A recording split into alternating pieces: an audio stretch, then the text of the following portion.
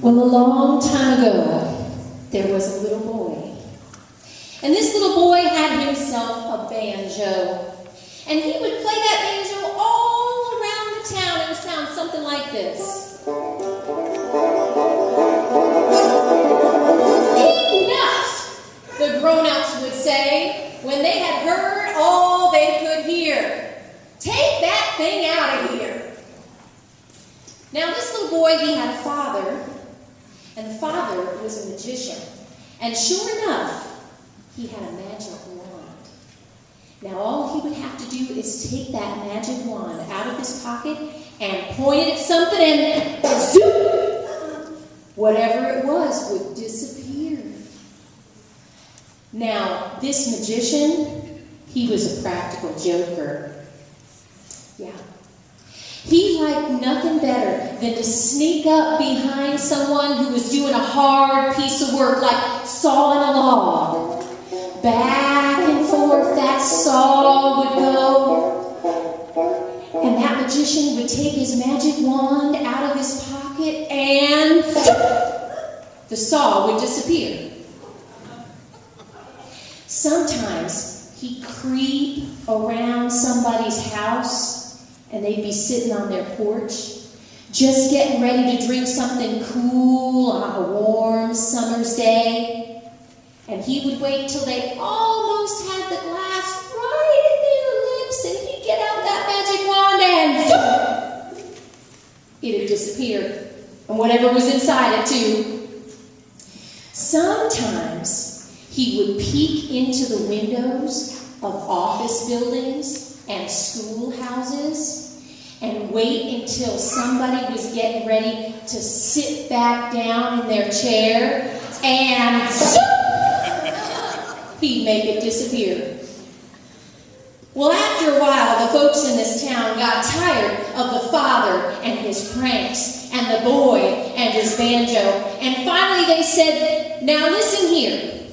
You two just skedaddle on out of here for good, and don't forget to take that banjo and your magic wand with you. So that was how the boy and his father came to live outside of the town in all the meadows and pastures that spread out beyond the outskirts of the village. Now, the old folks in this town used to like to tell of the monsters and giants that had lived there long ago. And in particular, they liked to tell about Abiyoyo. Now they said the giant Abiyoyo was as tall as a tree. And he liked to eat people up. Nobody believed those stories, but they told them anyway. Until one day, the sun rose blood red in the sky, and the early risers among the villagers looked out their windows, and they saw a dark shadow block out the sun, and the earth began to shake. Y'all help me. Make it sound big. They looked out the windows and they said, oh no, Abiyoyo's coming! Women scream! Strong men fainted! For it was true. There came Abiyoyo across the meadows and pastures. He stopped in a sheep field. He reached out his claws and he picked up a sheep and swallowed it down in one bite. He went through a cow pasture. He reached down with his claws and he picked up a cow and swallowed that down in just one bite. Well, along this time, the boy and his father were waking up because of all the commotion. And the boy was rubbing the sleep out of his eyes, and he looked over at that dark figure moving closer and closer, and he said, Papa, what's that? His father looked, and he turned to his son, and he said, Son, I believe that's Abiyoyo. So the boy and his father, they jumped up and they started running towards the town. They thought they would seek protection there. But when they got up to the village, they found the gate was shut. And even though they banged on it with all their might, no one came to let them in. So then it was time to be calm. It was time to think, because they were going to have to face Abiyoyo all by themselves. And pretty soon, Abiyoyo stopped and was standing right in front of them. Oh, he had long fingernails, because he never cut them. He had slobbery teeth, because he sure never brushed them. He had matted hair that he never combed. Ooh, and he had stinky feet because he never washed them. Well, they looked up at Abiyoyo, and the father whispered to his son, he said, I wish we had a way to get him to lay down, because then I could use my magic wand and I could make him disappear. And that's when the boy got an idea. And he picked up his banjo, and slowly at first, he wasn't any too sure of himself. He began to play and sing a song.